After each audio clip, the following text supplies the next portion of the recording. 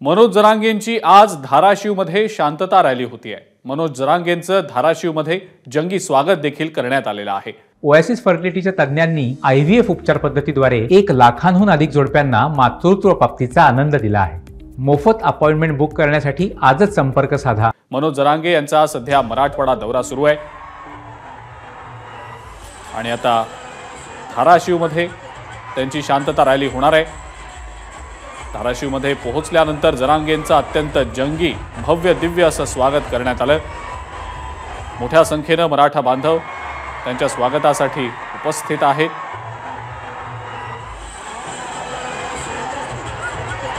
हिंगोली, परभणी, नांदेड, लातूर आणि त्यानंतर आता धाराशिव इथं जरांगे आता दाखल झालेले आहेत आणि धाराशिवमध्ये आता जरांगेंची शांतता रॅली पार पडणार आहे।